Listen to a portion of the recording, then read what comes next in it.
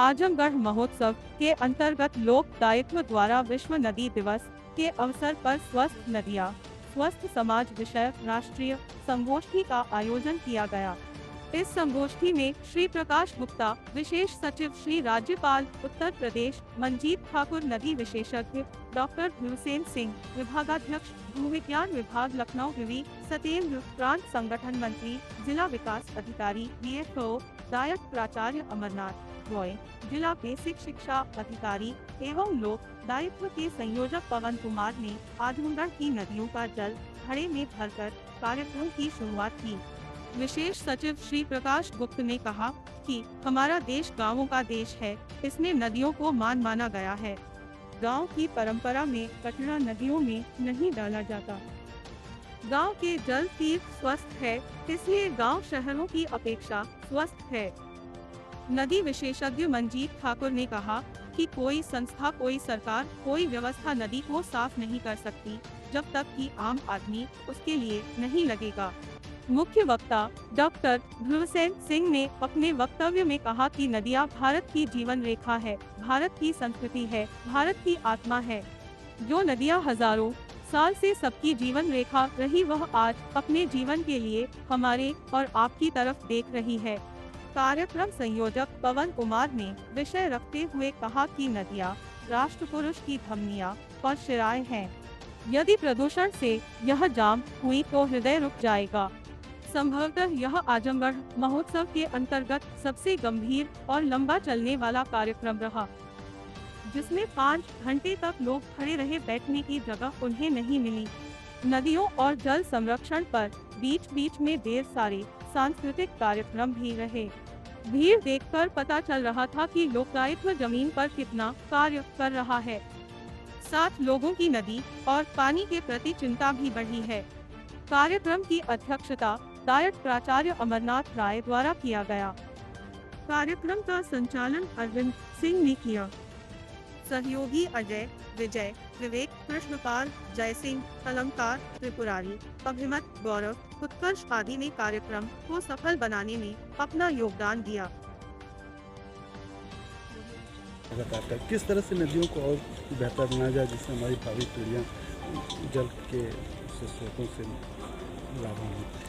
आजमगढ़ महोत्सव के अंतर्गत आयोजित होने वाले कार्यक्रमों की श्रृंखला में आज 22 सितंबर 2024 को विश्व नदी दिवस का कार्यक्रम आयोजित किया गया है हरियौध कला केंद्र में। इसमें जो महत्वपूर्ण पहल है वो लोक दायित्व संस्था और हमारा जो वन विभाग है, दोनों के संयुक्त तत्वावधान में आज ये कार्यक्रम आयोजित किया गया है।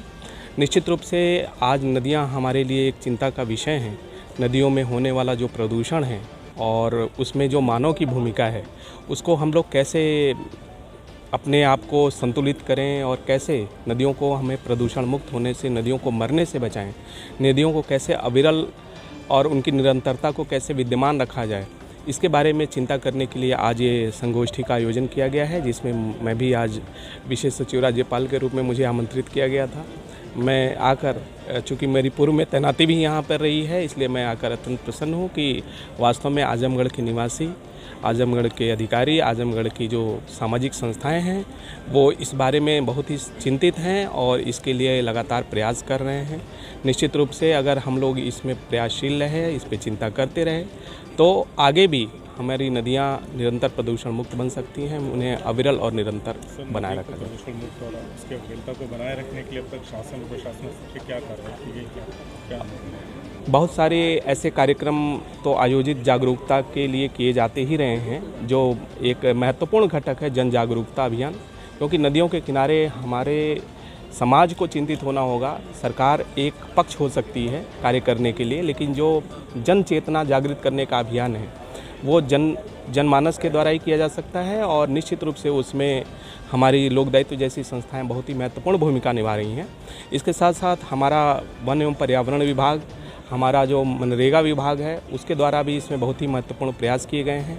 बहुत सारी जगहों पे हमने मूल सरयू में जो नदी है उसको पुनर्जीवित करने के लिए पिछले वर्ष मनरेगा के अंतर्गत जहाँ जहाँ नदियों का प्रवाह अवरुद्ध हो रहा था, वहाँ पर हमने राजस्व विभाग की सहायता से पैमाइश कराकर और उनको खुदाई कराने का, उनको अविरल करने के लिए स्थान देने का, मार्ग देने का उनका प्रयास किया गया था।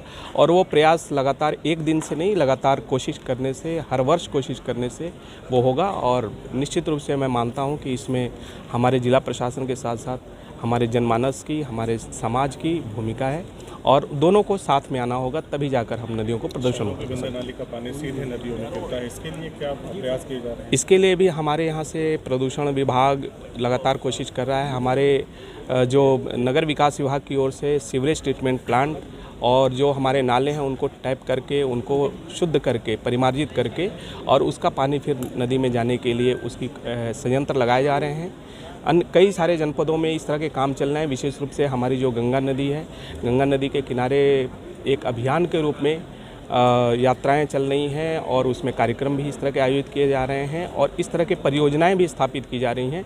चूँकि वे परियोजनाएं एक दिन में स्थापित नहीं हो सकती, तो उसके लिए लगातार एक समयावधि की आवश्यकता होती है और निश्चित रूप से हम किसी न किसी दिन इन सब चीज़ों से अपने आप को दूर करने में आम जन की सहभागिता किस रूप में? आम जनता को, जो हम लोग दैनिक जीवन में नदियों में जो प्रदूषण फेंकते हैं, जो कूड़ा कचरा का स्थान बना दिया है, या जो हम लोग नहाने में, कपड़े धोने में और इस तरह के जो ऐसी चीज़ें हैं विसर्जित करने में, जो हमारे अवशिष्ट पदार्थ हैं, उनमें जो हम लोगों की भूमिका होती है, अगर हम लोग जागृत हों तो नदियों के किनारे काफ़ी हद तक इन चीज़ों पे अंकुश पाया जा सकता है।